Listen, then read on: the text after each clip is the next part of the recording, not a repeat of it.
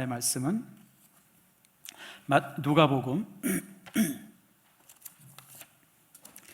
우리 9장 12절에서 17절 말씀까지입니다. 누가복음 9장 12절에서 17절 다 찾으셨죠? 교독하겠습니다. 날이 저물어가며 12사도가 나와 여짜오되 무리를 보내어 두루 마을과 촌으로 가서 유하여 먹을 것을 얻게 하소서. 우리가 있는 여기는 빈들이니이다.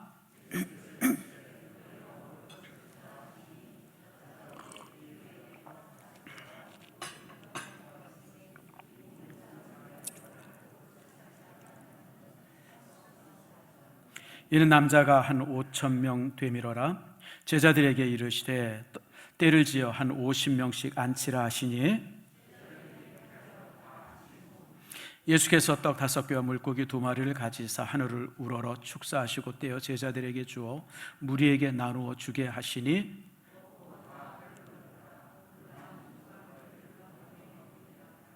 아멘. 기도하겠습니다. 하나님 감사합니다. 오늘 이렇게 또 이제 귀한 우리 이제 이섭이 교회 처음 나와서 이렇게 기도도 받게 하시고 또 이렇게 이제 태빌라 찬양대 찬양도 듣게 하시며 또 우리가 이제 말씀을 들을 수 있도록 은총 내려주심을 감사합니다. 그러나 주님, 교회가 나오고 싶은데도 불구하고 몸이 불편해서 오지 못한 여러 성도들이 있습니다. 아버지, 우리 노은주 권사님 하나님 지켜주시고 백복현 집사 하나님 지켜주시옵소서. 강한 손으로 주님께서 어루만져 주셔서 아버지 항암 치료하는 동안 전혀 힘들지 않고 아버지 능히 이겨나갈 수 있도록 통증과 모든 것을 사라지게 해 주시옵소서. 아버지 하나님, 정말 하나님의 놀라운 은총과 손길을 통해서 기적을 경험하고 하나님의 능력을 경험하는 저들 모두가 되게 해 주시옵소서. 오늘 이 시간 듣는 모든 말씀들이 아버지 하나님 우리에게 은혜가 되게 해 주시옵소서. 하나님의 말씀은 칼입니다. 아버지, 그 칼로 인해서 우리 속에 있는 죄와 거짓이 도려내지게 하시고 주님의 모든 말씀을 통해서 우리가 거듭나지고 새로워지고 변화되게 해 주시옵소서. 감사드리고 예수님의 이름으로 기도드립니다. 아멘. 우리나라가 참 20세기, 22세기 들어서면서 21세기 들어서면서 참 기적 같은 일들이 있죠. 얼마 전에 우리나라가 이제 선진국으로서 정식으로 이제 온 세계의 인정을 받았어요. 참 너무 뿌듯하죠. 야, 참 우리나라가 선진국이다라니. 제가 태어날 때는 우리나라가 아주 약소국이었습니다. 그러다가 70년대 들어서면서 이제 개발도상국이 됐어요. 그러다가 이제 우리가 선진국이 되었죠. 참 우리나라 이런 변화를 참 체험하면서 참 나는 참 좋은 시대를 살고 있다 그런 생각을 해요. 여러분, 제 나이 또래는 가장 밑에서 가장 높은 데까지 올라오는 이 역사의 모든 순간순간을 눈으로 보면서 살아왔던 그런 세대입니다. 힘든 적도 많았었지만 그러나 감사한 일도 많죠. 근데 제가 이렇게 보면서 느끼는 게 특별히 그 1970년대는 우리나라의 영웅의 시대였었어요. 영웅들, 정치의 영웅들이 있었고 또 경제의 영웅들이 있었고 학자의 영웅들이 있었고 또 목회자들의 영웅들이 있었습니다. 그래서 우리나라는 70년대가 영웅의 시대였었다. 저는 이제 그렇게 생각을 해봅니다. 그 중에 한 영웅이 이제 정주영 회장 같은 현대그룹을 이루신 분이죠. 그분에 대한 일화가 참 많습니다. 어느 날 이제 대통령이 정주영 회장을 청와대로 불렀다 그래요. 뭐냐면 이제 중동에 오일 단어가 넘쳐나고 거기에 이제 막 건설 붐이 있는데 우리나라가 가서 이제 할 수 있는지 그걸 이제 타진하기 위해서 좀 물었다 그래요. 그런데 모든 사람들이 이구동성으로 불가능하다고 얘기했다. 다 안 됩니다. 불가능합니다. 갈 수 없습니다. 그렇죠, 여러분. 낮의 온도가 50도, 60도 되는 그 사막에 무슨 공사를 할 수 있고 무슨 일을 할 수 있겠어요. 그래서 다 못한다 그랬대요. 그런데 이제 그 정주영 회장한테 한번 가서 다녀오라 그랬답니다. 다녀오고 당신이 결정지라고. 그래서 정주영 회장이 이제 직접 이제 이란이나 사우디나 이런 데 직접 갔다 와서 이제 대통령을 만난 거예요. 그래서 물어봤답니다. 자, 대통령이 이제 어떤 곳이라고 생각합니까? 할 수 있겠습니까? 그랬더니 정주영 회장이 너무 뜻밖의 답을 했다고 그래요. 예, 중동 지역은 건설하기에 최적의 장소입니다. 최고의 장소입니다. 그러더래요. 그러니까 대통령이 의아한 아니 지금까지 모든 사람이 거기서는 아무것도 못한다 그랬는데 최적의 장소라고 그러니 그게 뭔 소리입니까? 그랬더니 이러더랍니다. 1년 12달 비 오지 않으니까 365일 공사할 수 있어서 최적의 장소입니다. 그래서 물어봤대. 아니 낮에 그렇게 더운데 어떡할까? 낮에 더우니까 밤에 일하면 됩니다. 낮에 자고 밤에 시원할 때 일하면 됩니다.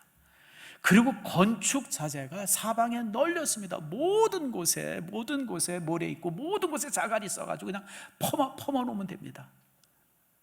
그래서 물었대요. 그러면 물은 어떻게 하고? 그랬더니 물이야 퍼다가 오면 되죠. 주변에 물 많은 나라들 많은데.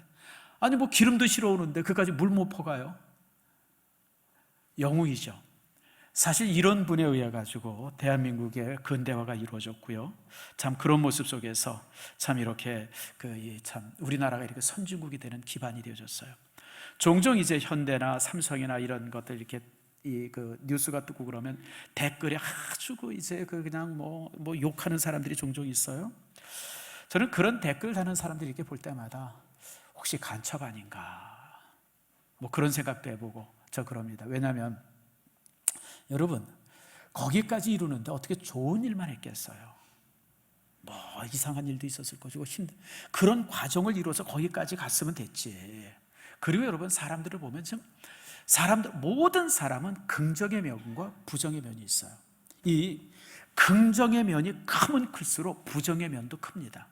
여러분 보세요. 햇빛이 강하면 강할수록 그림자는 더 진해요. 그렇잖아요, 여러분. 흐리멍텅하게 산 사람은 칭찬할 것도 없지만 욕할 것도 별로 없어요. 여러분들처럼 또 저처럼. 근데 그렇게 산 사람은 그냥 세월 가는 대로 물 흐르는 대로 그냥 이렇게 저렇게 사는 사람들은요 칭찬할 것도 없지만 욕할 것도 없어요.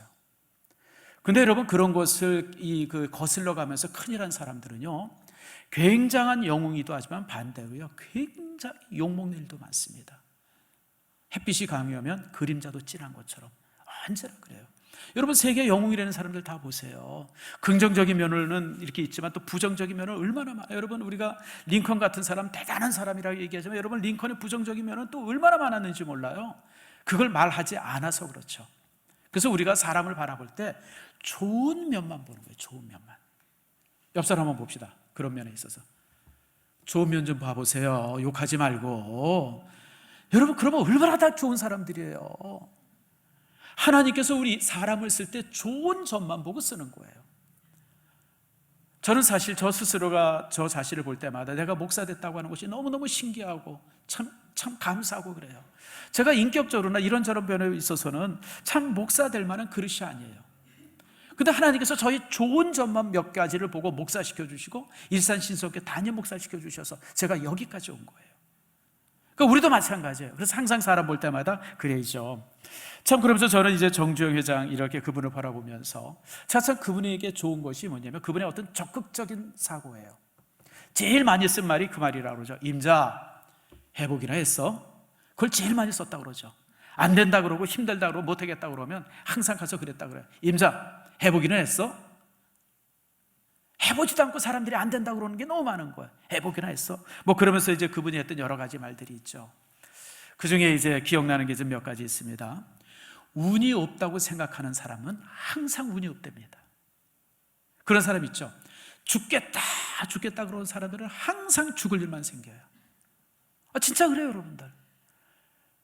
감사하는 사람은요, 감사하는 일만 생기고요. 불평하는 사람은 불평한 일들만 생겨요. 그러다가 이제 망하죠. 또 그뿐 아니라 그분이 또 갈다가 이제 이렇게 어려운 일이 생기면 항상 그랬다 그래요. 야, 실패가 아니야, 시련이지. 우린 종종 큰일 하다가 뭔가 이렇게 망하면 실패했다고 그러잖아요. 근데 그분은 그렇게 얘기하죠. 무슨 실패야, 시련이지. 그냥 지나가는 과정이야. 여러분 실패 없이 성공한 사람이 어디 있어요? 망해보지 않고 승리한 사람 보셨어요, 여러분들? 가장 많은 전쟁에서 패배한 사람이 결국 마지막에 승리하는 거예요, 여러분들. 그래서 여러분들 시련은 있어도 실패는 없는 거예요. 또 제가 제일 좋아하는 말 중에 하나가 이겁니다. 길이 없으면 길을 찾아야 되고 찾아도 길이 없으면 내가 만들면 된다. 마음에 들죠? 여러분 길이 없으면 찾으면 되고 찾아도 길이 없으면 내가 만들면 돼. 그리고 내가 제일 먼저, 내가 첫 번째 가는 길은요, 언제나 그것이 뒤따라오는 사람들이 있어요. 내가 길을 만드는 거죠. 여러분, 불신자였던 정지용 회장도 이렇게 사고하면서 살았는데, 우리 믿음의 사람들이 항상 안 된다, 힘들다, 어렵다, 나는 그 이유를 모르겠어요. 여러분, 우리가 믿는 분이 누구예요? 여러분, 누구 믿어요? 전능하신 하나님을 믿는데, 이 세상을 일주일 만에 만드신 그 전능한 하나님을 믿는데, 그리고 우리가 하나님과 함께하고 사는데 안 될 일이 어디 있어요? 안 될 일이. 제가 그래서 여러분한테 자주 하는 얘기 중에 하나가 이거 있습니다. 이건 정조영 씨가 한 얘기예요, 제가 한 얘기예요. 여러분들이 어디 인용할 때 정병갑 어록 이렇게 해서 얘기해야 됩니다. 내가 안 해서 못하는 것이지 못해서 못하는 건 하나도 없다. 제가 항상 얘기하잖아요. 내가 뭘 하다 보면 안 해서 못하는 거예요. 안 해서 못하는 거지. 여러분, 왜 못해요? 여러분들 못할 게 뭐가 있어요? 우리 믿음의 사람들이. 그래서 요즘에 제가 그래서 이것 때문에 이제 고민을 좀 많이 해요. 요즘에 이제 대통령 후보자들이 이렇게 있는데 보니까 뽑을 사람이 없다 그러죠. 어떤 놈은 윤리적으로 너무 개판이고, 어떤 사람은 또 너무 뭘 모르는 것 같고, 또 어떤 사람은 너무 또 말을 함부로 하고, 아무튼 뭐 이런 사람들이 대통령 후보라서 국민들이 찍을 사람이 없다 그래서 내가 내려도 나갈까. 여러분, 내가 그 사람들보다 다 낫죠. 솔직히 제가 이모래는 사람보다 윤리적으로 얼마나 괜찮습니까? 또 홍모래는 사람보다 제가 얼마나 말을 또 부드럽게 합니까? 또 윤모래는 사람보다도 제가 얼마나 아는 게 많습니까? 내가 하면 딱 되는데 좀 늦은 것 같아요. 내가 좀 한 1년 전만 해도 내가 이런 생각했으면. 아무튼 여러분들, 저는 여러분들이 앞으로 어떻게 될지 몰라요. 저는 사실 제일 겁나는 사람들이 누구냐면 30대, 40대가 제일 겁납니다. 저는 50대, 60대는 하나도 겁나는 사람이 없어요. 왜냐하면 그 사람은 더 이상 변할 수 없는 사람이기 때문에 그래요. 근데 여러분, 지금 20대, 30대는 앞으로 어떻게 될지 아무도 몰라요. 여러분, 이 사람들이 어떻게 될지 20대, 30대 한번 손 들어보세요. 저 위에도 있고, 우리 저기 정 집사도 있고, 이 사람들이 앞으로 뭐가 될지 여러분 어떻게 알아요? 여러분, 사람이요 여러 번 바뀝니다. 그래서 여러분들, 우리 믿음의 사람들이요, 우리가 뭔가 하겠다고 하면 우리는 기적을 이룰 수 있는 사람이에요. 사실 오늘 제가 여러분들에게 읽어드린 게 오병이어의 기적입니다. 이거는 너무 우리가 잘 아는 기적의 얘기예요. 그런데 여기 보면 그런 상황 앞에서, 정말 힘든 상황 앞에서 제자들은 못합니다 라고 그러고 있어요. 다 못한다고 할 때 하나님께서, 예수님께서 기적을 만드신, 그게 이제 이 오병이어의 기적입니다. 그래서 이 오병이어의 기적은요 단순한 사건이 아니에요. 이게요 마태, 마가, 누가, 요한 네 복음서에 그대로 기록되어 있고요, 그리고 이 오병이어의 기적은 이후에 모든 교회에 그대로 전승이 됩니다. 이게 무슨 얘기냐면, 여러분, 예전에, 지금도 이제 우리가 이제 식사를 하지만 예전에 초대교회 때는 예배 마치면 항상 식사를 나눴어요. 공동의 식사예요. 이 공동의 식사의 기원이 오병이어의 기적입니다. 여기서부터 시작이 된 거예요. 예배 마치면 항상 함께 모여서 식사하는. 그래서 오늘 이 시간에 왜 이 사건들이 그렇게 중요한 사건이 되었고, 그 초대교회 때 이렇게 이 사건이 계속 전승이 되어 왔는가를 여러분들과 함께 이 시간 나누려고 합니다. 자, 예수님께서 이제 빈들에 있으셨어요. 빈들이 있었는데 제자들이 이제 나와서 자신들이 전도하고 난 것들을 이제 보고합니다. 쭉 보고를 했는데, 또 제자들이 이제 나가서 전도했으니 또 얼마나 많은 사람들이 이 사람들을 따라왔겠어요. 사람들이 쫙 그 빈들에 모였는데 장정만 5,000명이 모였다. 장정. 옛날에는요 숫자를 셀 때 장정만 숫자로 셌어요. 남자만 숫자 센 것도 아니에요. 장정. 그러니까 이 장정이라는 의미는 전쟁이 날 때 칼을 들고 나가서 싸울 수 있는 사람만 사람이에요. 그러니까 남자는 한 몇 살 이상이에요? 16, 17 정도가 되죠. 그래 칼 들고 나갈 수 있죠. 그 어린아이가 그 밑에는 전쟁에 못 나가죠. 그 다음에 이제 나이는 또 이제 한 60 넘으면 전쟁에 못 나가죠. 쓸모가 없죠. 그러니까 인구조사를 하면 15 미만은 다 빼버려요. 그리고 60 이상은 다 빼버려요. 그리고 이제 그 중간에 있는 남자들만 사람이에요. 그들 인구만 조사하는 거예요. 그러니까 보통 성경에 5,000명 모였다 그러면 곱하기 4해야 돼요. 애, 어른, 여자들까지 합해가지고. 그러니까 장정만 5,000이라고 그러면 아이들, 그 다음에 노인들, 뭐 여자들 다 합하면 한 2만 명 정도 모인 겁니다. 그들이 모여서 이제 꽉 모였어요. 그러니까 주님께서 이제 모여진 그들에게 하나님 나라에 대한 설교를 하셔서, 오늘 본문에 그러잖아요. 하나님 나라에 대해서 설교를 쭉 하시고, 그리고 또 이제 병자들을 고쳐주셨어요. 환자들을 고쳐주셨어요. 또 귀신 들린 사람 귀신 쫓아냈어요. 눈먼 사람 눈 뜨게 하셨어요. 이런 기적들을 이제 딱 행하셨어요. 그런데 이제 저녁이 됐어요. 해가 뉘엿뉘엿 지는 거예요. 해가 뉘엿뉘엿 지고 있어요. 사람은 꼼짝달싹 않고 5천 명 있고. 그랬더니 이제 예수님 앞에 이제 제자들이 와서 묻죠. 예수님, 이제 저들을 돌려보냅시다. 이 광야에서 먹을 것도 없고 여기 이러고 있으면 어떡하겠습니까? 자, 돌려보냅시다. 그러고 이제 얘기를 하세요. 그러면서 이제 그래서 예수님이 오케이 그러면 이제 가서 그러죠. 사람들 앞에서 이럴 겁니다. 여러분, 저녁이 늦었습니다. 이제 다 돌아가셔서 여러분들이 뭐 이렇게 식사하시든 뭐 그러고 있다가 내일 아침에 다시 오세요. 우리 여기 그대로 있을 테니까 내일 아침에 오세요. 아마 이제 그렇게 광고하려고 예수님께 물어본 거예요. 자, 여러분, 제가 여기서 중요한 점을 하나 볼게요. 오늘 제자들의 이 요구가, 또 이 대답이, 이 광고문이 어때요? 최선일까요? 여러분, 이거 잘 생각해야 돼요. 우리는 어떤 문제가 닥치면 우리 문제들이 많잖아요. 가정의 문제 있고 자녀의 문제가 있을 수 있어요. 그리고 또 무슨 이렇게 회사에 나가면 동료들과의 어떤 갈등들이 있을 수 있고, 또 뭐 이런저런 문제들, 또 이제 사업을 함에 있어서도 또 이런저런 문제가 있을 수 있어요. 근데 여러분, 우리가 그 문제에 대한 답을 내는 데 있어서 항상 둘 중 안에 하나의 답을 냅니다. 하나의 답은 뭐냐면 도피예요. 또 하나의 답은 여러분 해답이에요. 도피책을 내놓을까 해결책을 내놓을까 하는 거예요. 근데 많은 사람들이 현실을, 그 문제를 도피하면서 그게 해결이라고 생각을 해요. 이게 이제 항상 문제가 되어져요. 자, 여러분, 애들이 문제가 심각해요. 아이, 여보, 그냥 못 본 척하고 지납시다. 이건 솔직하게 해결책이 아니죠. 이건 뭐예요? 도피하는 거예요, 도피. 물론 어떤 문제에 있어서는 눈 감고 못 본 척하고 하는 것도 가장 좋은 해결책일 수는 있어요. 그러나 여러분, 많은 일에 있어서 사람들이요, 그 문제를 해결하기보다는 문제에서 도망가려고 그래요. 어떤 답도 내놓지 않고. 지금 제자들이 사람들이 쫙 모여 있어가지고 이제 한 2만 명의 사람들이 웅성웅성하고 있을 때, 여러분, 이제 해가 졌으니까 집으로 돌아가세요. 어떻게 보면 가장 좋은 해결책 같아요. 근데 사실 해결책이 아니었었어요. 도피였었죠. 이 문제를 피하는 거예요. 오늘 본문에 있는 말씀처럼 이 사람들을 먹일 수 있는 방법들이 없잖아요. 자, 여기는 자세히 나와 있지 않죠. 마태복음에 뭐라고 되어 있냐면, 이 사람들을 먹이려면 돈이 한 500데나리온 정도 있어야 됩니다. 근데 돈이 혹시 있을지라도 그 돈을 가지고 살 수 있는 가게가 없습니다, 이거예요.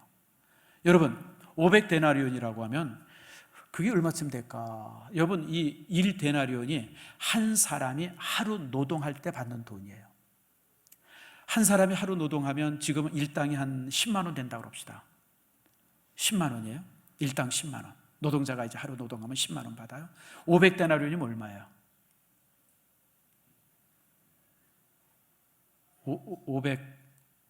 5천만 원이에요? 500만 원이에요? 오장님 얼마예요? 500이요? 아닌데, 공이 하나 5천이죠. 5천.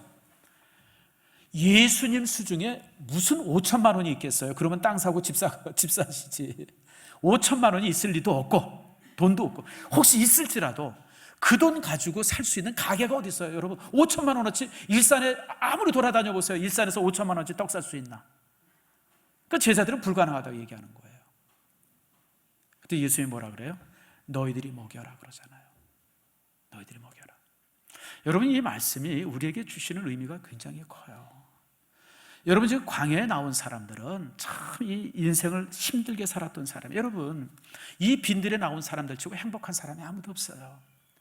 여러분, 살아오면서 수많은 아픔과 상처와 고통들, 이런 것 때문에 막 그러던 사람들이 지금 예수님의 소문을 듣고 나온 거예요. 오면 오면 메시아가 나타났으니까 뭔가 우리의 삶에 뭐 방법을 주실 거라는 그런 기대 속에서 그들이 나왔어요. 나와서 이제 예수님께서 병자 고치는 거 구경도 하고, 예수님께서 이제 그 얘기하시는 하나님의 나라에 대한 설교를 들으셨어요. 제가 하나님의 나라에 대한 설교를 근래 2번 했어요. 하나님의 나라는 이제 이곳에 임하는 것이고, 하나님의 나라는 생명이 있어서 그 하나님의 나라가 점점 커진다, 그런 설교를 참 들었어요. 설교를 다 듣고 풍성한 마음속에 있는데 설교 끝! 집에 가라. 근데 현실은 뭐예요? 방금 전까지 하나님의 나라에 대한 설교를 들었는데 마음이 풍요한데 현실은 뭐죠? 배고픈 거예요. 굶주린 거예요. 여러분, 교회가 말로만 행복을 전하고 말로만 희망을 전하고 말로만 소망을 전하는 것은 교회가 아니에요. 교회란 설교를 통해서, 말씀을 통해서 희망을 주고 행복을 주고 또 이제 여러 가지 어떤 교훈을 주지만, 그런 교훈들이 교회 안에서 말로 되어지는 것이 아니라 삶 속에 되어져야 돼요. 그게 교회예요. 그게 교회예요. 자, 여러분, 누가복음 12장 말씀, 4장 말씀을 한번 읽어봅시다. 이게 예수님께서 이 땅에 오셔서 하신 일들에 관한 기록이에요. 자, 같이 한번 읽겠습니다. 시작. 주의 성령이 내게 임하셨으니 이는 가난한 자에게 복음을 전하려 하시려고 내게 기름을 부으시고 나를 보내사. 자, 거기까지. 우선 여기까지만 있어요.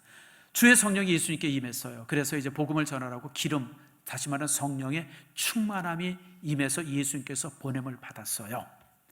자, 보냄을 받은 예수님께서 지금 어떻게 하십니까? 자, 그 다음 읽어보세요. 시작. 포로된 자에게 자유를, 눈먼 자에게 다시 보게 함을 전파하고 눌린 자를 자유롭게 하고. 자, 포로된 자에게 자유를 주셨어요. 무엇에 포로됐어요? 가난에 포로된 사람들, 또 진짜 감옥에 갇혀 있는 사람들, 어떤 질병 속에 포로된 사람들, 그런 사람들에게 자유를 주시려고 오셨어요. 자유를 또 주셨어요. 병자를 고치잖아요. 귀신을 쫓아내잖아요. 주님께서 행동하셨어요. 눈먼 자를 다시 보게 했어요. 여러분, 소경을 눈을 뜨게 하셨어요. 나면서부터 소경으로 태어난 사람들 눈을 뜨게 하셨어요. 또 물질에 눈먼 사람들, 어떤 그런 것에 눈먼 사람들을 정말 새로운 세계를 보게 하셨어요. 또 이제 눌린 자, 질병에 눌리고 귀신에 눌리고 가난에 눌리고 억압에 눌린 사람들을 자유롭게 주님께서 하셨어요. 주님께서 행동하셨어요. 여러분, 예수님께서는 이 모든 것을 하시기 위해서 십자가에 직접 못 박혀 죽으셨어요.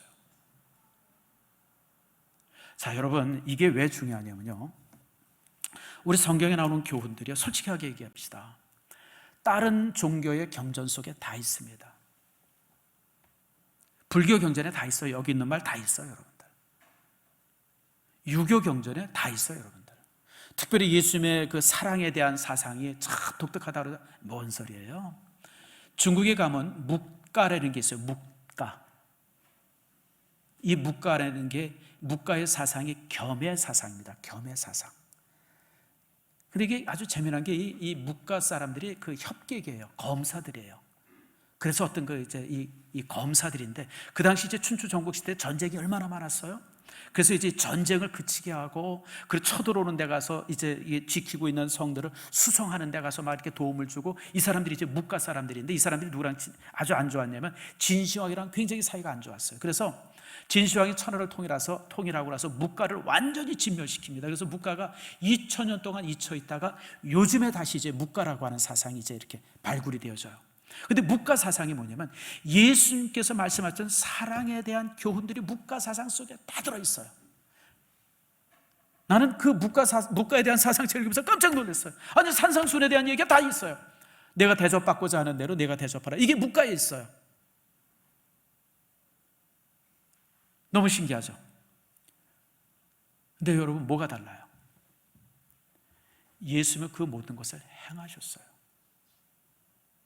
그게 다른 거예요. 다른 사람들만 말로만 했고 교훈으로만 했어요.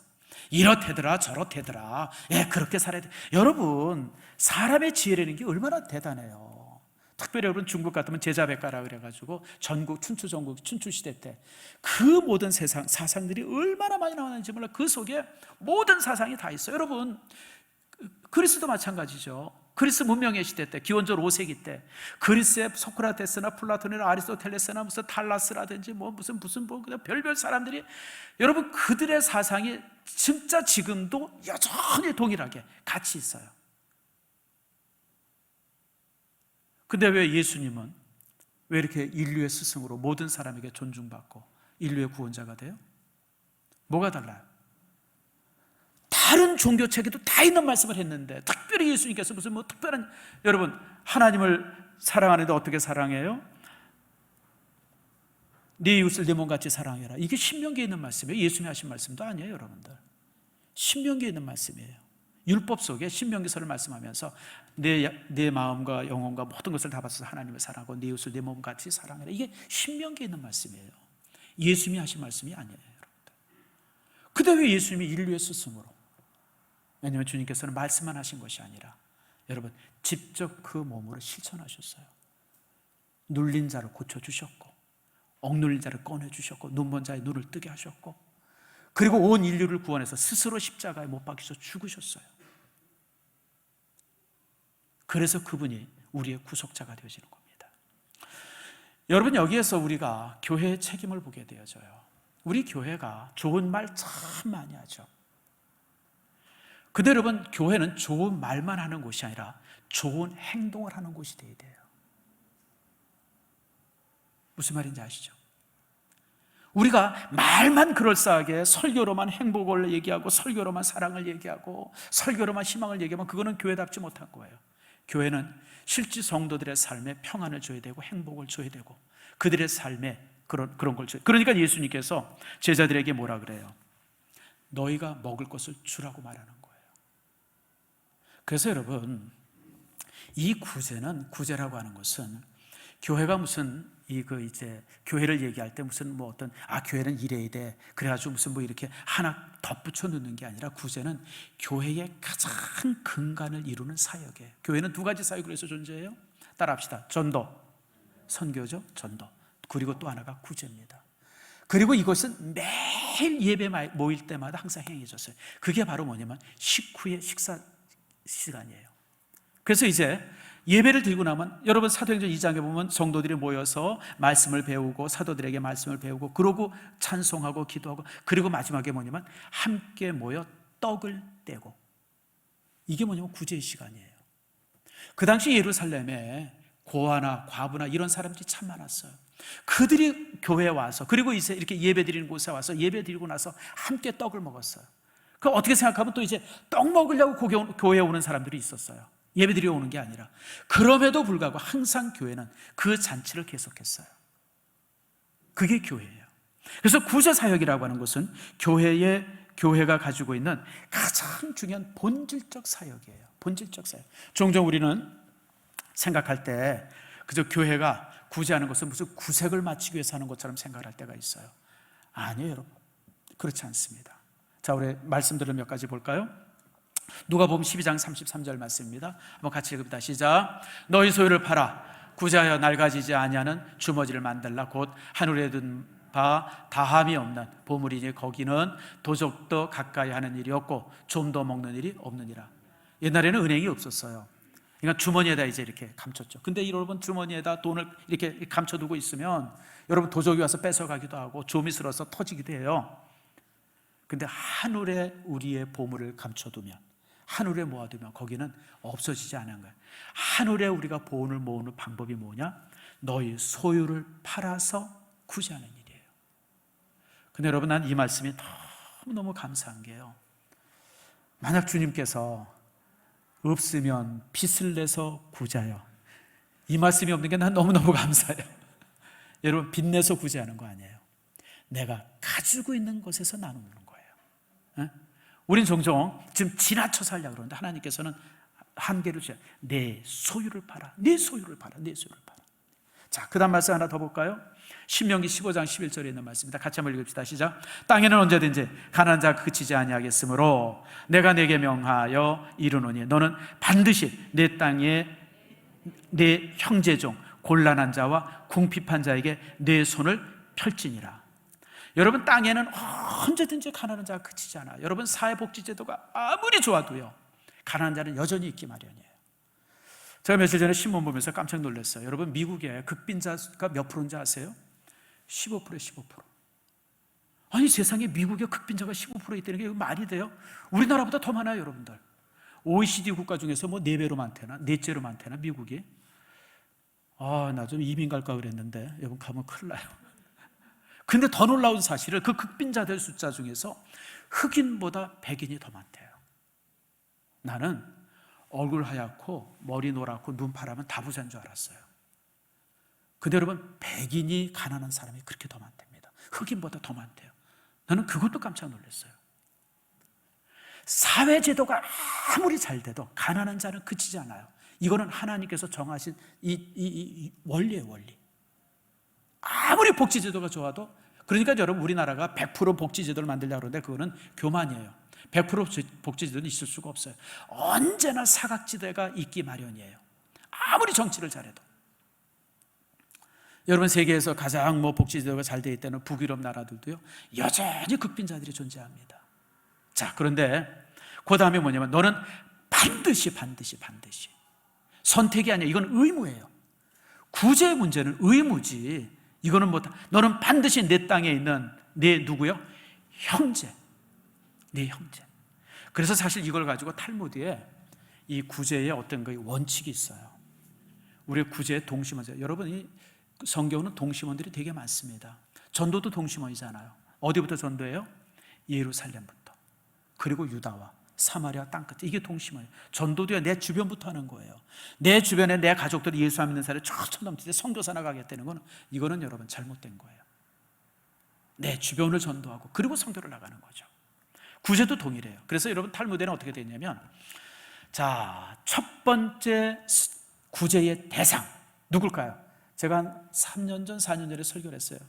기억나실 거예요. 누구예요? 아내가 첫 번째 구제 대상이에요. 이전에는 경제권들을 남자가 가지고 있었잖아요. 그러니까 아내를 궁핍하게 하지 말라는 거예요. 근데 요즘은 이게 바뀌었어요. 요즘에는 첫 번째 구제 대상이 남편이에요. 왜냐하면 월급이 다 누구한테 와요? 집사님 누구한테 와요? 집사님 통장으로 들어가잖아요. 남편은 어떻게 해요? 용돈 받아서 사잖아요. 불쌍하게 만들지 마세요. 그래서 요즘에는 내가 볼 때 첫 번째 구제 대상이 누구냐면 남편이에요. 남편. 많은 아내들, 우리 집사람, 아이고, 이 시간에 없네. 이걸 들어야 되는데, 첫 번째 구제의 대상은 내 가족이에요. 가족. 그러니까 남편이나 아내, 배우자가 첫 번째 구제. 그러니까 내 남편이나 아내가 궁핍하면 안 돼요. 이게 원칙이에요. 두 번째가 누구냐면 자녀예요. 내 자식들이 두 번째 구제 대상입니다. 그리고 세 번째가 형제들입니다. 형제. 네 번째가 이제 부모들입니다. 부모가 네 번째예요, 여러분들. 아이고, 참, 어떻게 그렇게 되나. 근데 여러분, 하나님께서 정하신 원리들이에요. 그러니까 첫 번째가 누구요? 배우자. 두 번째가 누구예요? 자녀. 세 번째가 형제. 네 번째가 부모. 그리고 다섯 번째, 그게 이제 이웃이에요, 이웃. 그리고 나서 이웃들, 우리 교회 안에 있는 성도들, 이게 형제들이죠. 이들이 이제 우리의 구제 대상이에요. 그리고 이제 불신자들이에요. 그리고 나서 불신자들. 그리고 이제 해외예요. 그렇게 생각하면, 아이고, 목사님, 그렇게 구제하면 이웃이나 해외 구제는 못하겠네요. 아니에요, 여러분. 세계의 모든 구제에 있어서 50% 이상을 유대인들이 합니다. 유대인은 그 원칙 속에서 구제하는데, 여러분, 해외에 가난하고 이런 사람들의 거의 50% 이상을 유대인들의 구제에 의해서 되어집니다. 이게 구제죠. 그러니까 내 형제들 중에 곤란한 자에게 손을 펼치라. 자, 그 다음 말씀이 이제 잠언에 있는 말씀입니다. 잠언 28장 27절 말씀 함께 봅시다. 잠언 27절 시작. 가난한 자를 구제하는 자는 궁핍하지 아니하려니와 못 본 채 하는 자에게는 저주가 크리라. 여러분, 내가 구제를 하면, 내가 만약에 5만 원을 구제한다. 그러나 5만 원이 없어지면 하나님께서 내게 더 많은 것을 주세요. 아멘 하십니까? 여러분, 구제하는 사람들, 제가 저를 봐도 그렇고 제 주변을 봐도 항상 베푸는 사람은 넉넉해요. 넉넉해서 베푸는 게 아니라 베푸니까 하나님께서 넉넉함의 복을 주세요. 아멘 하십니까? 여러분, 우리 교회 보세요. 우리 교회 저는 항상 우리 교회 얘기를 해요. 여러분, 우리 교회가 작년에 얼마나 힘들었어요. 작년에도 우리가 여러분 이제 선교헌금도 동일한 의미로서 선교헌금이나 구제헌금 하는데 여러분 2억 5천 넘게 들었어요. 딴 교회는 여러분 이 구제비 제일 먼저 잘라요. 선교비 제일 먼저 잘라요. 왜냐면 교회가 이제 이렇게 뭔가 이렇게 활동해야 되는데, 근데 하나님께서는 여전히 변함없이 올해도 우리가 똑같아요. 올해는 더 많이 했어요. 여러분들 더 많이 하고 있고. 여러분, 제가 전주에 말씀드렸잖아요. 우리 교회가 출석이 3분의 1로 줄었어요. 그걸 모두 줄어야 돼요? 여러분, 재정도 동일하게 줄어야 돼요. 근데 하나님께서 기적같이 재정은 동일하게 만들어주셔요. 그러니까 우리가 선교한 구제하는데, 그래서 저는 잠언 28장 27절 말씀은 너무 분명해요. 가난한 자를 구제하는 자는 절대 뭐 하지 않아요? 궁핍하지 않아요. 아멘 하십니까? 구제하는 교회는 절대 궁핍하지 않아요. 힘들지 않아요. 여러분들, 여러분의 개인의 삶도 마찬가지예요. 우리가 넉넉하기 때문에 구제하는 게 아니라 구제하니까 넉넉해지는 거예요. 아멘 하세요? 말씀을 믿으세요. 시편 41편도 동일합니다. 같이 한번 읽겠습니다. 시작. 가난한 자를 보살피는 자에게 복이 있으리며 재앙의 날에 여호와께서 그를 건지시리로다. 가난한 자를 궁핍하는 자는 재앙의 날에 하나님께서 건져주십니다. 우리 교회가 예입니다. 증거입니다. 사랑하는 성도 여러분, 그러므로 교회가 구제하는 이 일은 교회의 본질이에요. 본질입니다. 교회는 이곳을 위해서 이 땅에 교회가 존재되어지는 겁니다. 저는 우리 교회가 항상 절기헌금을 선교헌금으로 사용한 것을 항상 자랑스러워합니다. 여러분, 지금까지 쭉 봤죠. 우리 교회는 시작부터 지금까지 절기헌금을 교회에 이런데 저런데 쓴 일이 없어요. 우리가 그전에는 이제 이 절기헌금을, 추수감사절헌금을 노숙자들을 위해서 썼어요. 기억나십니까? 우리가 노숙자들에게 오리털 잠바 200개 정도 마련해가지고 그 노숙자 잠바 나도 하나 얻어 입어가지고 나도 지금까지 입고 있어요. 매년 우리가 노숙자들에게 이 오리털 잠바 해주고, 또 이제 이렇게 입을 수 있는 옷들만 해주고, 저는 그게 얼마나 자랑스러운지 몰라요. 물론 이제 부작용도 있어요. 이 사람들이 그냥 가져가서 또 팔아요. 이게 한 5만 원 되겠다 싶어가지고 동네 사람들한테, 주변 사람들한테 한 5만 원씩 주고 팔고 그런 얘기들 듣죠. 근데 들으면 어때요? 교회 의무인데. 여러분, 그 사람들이 그걸 가지고 어떻게 사용한다 이런 걸 우리가 염두에 둘 필요 없어요. 우리는 우리가 해야 할 일만 하면 되는 거예요. 아멘 하세요? 그래서 주님께서 우리를 이처럼 만들어주세요. 이번 추수감사주일에 우리가 하나님 앞에 감사할 뿐 아니라, 그리고 이 감사는 바로 이런 모습을 통해서 만들어진 거예요. 특별히 오늘 본문의 말씀을 보니까 오병이어의 기적, 여러분 잘 알지만, 그러나 여러분 제가 몇 가지 하나 말씀드립니다. 이런 놀라운 기적은요, 씨앗이 필요합니다. 기적의 씨앗이 있어요. 종종 우리는 그런 생각해요. 하나님, 왜 내 인생은 기적이 없나요? 왜 없냐면 씨앗이 없기 때문에 그래요. 여러분, 살아있는 걸 심어야 거기서 뭔가 이렇게 살아있는 게 나오죠. 삶은 콩 아무리 많이 심어봤자 소용이 없어요. 썩을 것만 더해요. 그러나 생명의 콩 하나만 놔두면요, 여러분 얼마나 많이 자라요. 무슨 얘기냐면, 여기 보면 이 씨앗이 두 가지가 있어요. 첫 번째 씨앗이 뭐냐면 드림이에요. 헌신이에요. 어린아이가 자기가 먹을 도시락을 예수님께 드리잖아요. 정말 보잘것없는 것이에요. 정말 보잘것없죠. 여러분 이만한 멸치 2마리랑 여러분 보리떡 5개가 아이 하나가 한 끼 점심 먹기에도 충분하지 않은 양인데, 그걸 예수님께 드리잖아요. 작은 것, 아이에게 있어서는 너무너무, 사람들이 바라볼 때는 너무너무 보잘것없는 건데 그것이 씨앗이었었어요. 그리고 두 번째가 주님께서 축사하셨다고 그러죠. 이 축사라는 말이 뭐냐면 감사의 기도예요. 감사의 기도. 감사의 기도.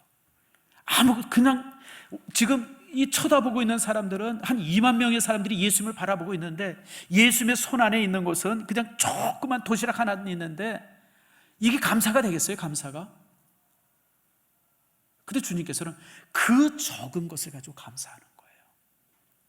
따라합시다. 감사가 기적을 만든다. 여러분, 감사와 그리고 드림, 이 두 가지가 합해지면서, 그리고 예수님께서 이제 그걸 나누잖아요. 세상에 여러분, 보리떡 5개와 떡 2개가 나눠 먹을 게 뭐가 있어요? 혼자 먹어도 그런데. 저 같으면 그냥 주님이나 드세요. 그냥 한 사람이나 배부르면 됐지. 아마 그럴 것 같아요. 근데 주님께서 그걸 나누는데 그 나눔이 2만 명이 먹게 되어졌다고 하는 거예요. 기적이 나타난 것이죠. 여러분, 저는 우리 인생이 그렇다고 봅니다. 우리 인생에 나눌 때 하나님께서 더 풍요하게 하세요. 우리가 왜 삶이 팍팍한지 아세요? 나눌 줄 몰라서 그래요. 나눌 줄 몰라요. 뭐 이제 농담 비슷하게 제가 여러분들에게 하는 얘기 중에 하나가 있는데, 사람들이 제가 고생했다 그러면 잘 믿질 않아요. 근데 여러분, 제가 10년 전까지만 해도 무진장 고생했어요. 카드 돌려막기의 대가가 접니다. 카드 3장 가지고 여러분 제가 얼마나 돌려막기를 잘했는지. 근데 이걸 아무도 몰라. 솔직히 근데 누구한테도 한 얘기야. 이게 언제 밝혀졌냐면 정장로님 때 밝혀졌어요. 우리가 이제 대출 문제를 가지고 은행이랑 얘기하는데 제가 이 신용 등급 최하위였었어요. 그러니까 저는 은행에서 돈을 꾸면 무조건 26%인가 그랬었어요. 근데 그걸 제가 왜 했냐면, 여러분한테 얘기하는데 마이너스 통장은 큰 문제가 안 되는데 카드 돌려막기는 사채두고만요. 그걸 내가 그때까지 하니까 최하 등급이 돼가지고 나 때문에 대출이 안 된다는 거예요. 나 때문에 대출이 안 된대요. 그래가지고 목사님 너무 신용 등급이 나빠가지고 은행에서 뭐라 그런다. 그래서 내가 그때부터 돌려막기를 막았어. 야, 이러면 안 되겠구나. 근데 여러분, 내가 그 이전에 우리 김태희 장로님, 제가 그 이전에 어땠어요? 그렇게 없어 보였어요? 오 장로님, 10년 전에 내가 없어 보입니까? 아니에요, 여러분. 나는 성도들에게 없어 보인 적이 한 번도 없어요. 하나님께서 우리 교회를, 저 자신을 항상 그렇게 그냥, 근데 여러분, 내가 무슨 빚을 많이 졌겠어요? 뭘 했겠어요, 여러분들? 솔직하게. 그냥 교회가 힘들고 그러니까 사례비 제때 못 받고 막 이러고 그러니까 그냥 그렇게 막 돌려막기 하고 막, 그러고 또 이제 교회에서 이자 들어갈 때 모자르면 그냥 내가 카드 대출 받아가지고 이자 맞고 막 이러면서 이제 되어진 거지. 내 죄는 하나도 없어요, 여러분들. 우리 목사님이 낭비벽이 심한 모양이 아니에요, 여러분. 저는 여러분들 알다시피 용돈이 제 호주머니에 5만 원 있으면 한 달 내내 5만 원 있는 사람이에요. 저는 거의 돈 안 씁니다. 그런데 하나님께서 오늘 본문의 말씀처럼 항상 주님께서 보살펴 주셨어요. 그리고 우리 교회를 여기까지 인도해 주셨어요. 여러분, 내가 많으니까 나눠주는 게 아니에요. 없으면서도 나눠주고 베풀어주면 항상 하나님께서 나를 어떻게 해주세요? 궁핍하지 않게 해주세요. 아멘 하십니까? 여러분, 그거는 제가 우리 교회가 증거가 되어지고 제 자신이 증거가 되어져요.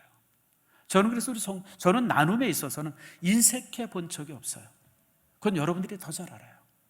우리 노예 목사들이 더 잘 알고. 사랑하는 성도 여러분, 저는 여러분들이 이번 추수감사절에 이런 기적들을 만드는 여러분 되어지기를 축복합니다. 물론 우리가 교회에 이제 적은 교회를 위해서 드리는 물질에도 여러분이 최선을 다해주길 바라지만, 그러나 여러분 스스로 주변을 보세요. 혹시 내가 잊어버린 사람이 있나? 내가 불편해서 못 본 척했던 형제들이 있나? 내가 혹시 학대하는 자식들이 있지 않나? 여러분 살펴보세요. 그리고 그 형제들에게 여러분 손을 내미시기를 축복합니다.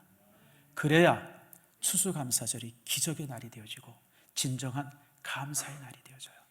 다 굶주려 있을 때 한 아이의 작은 드림이, 다 배고파 있을 때 예수님의 그 감사의 기도가 그들을 배불리 먹게 하고 12강주리가 남았어요. 여러분의 손이, 또 여러분의 물질이, 여러분의 삶이 이렇게 드려지는 축복이 있기를 축원합니다.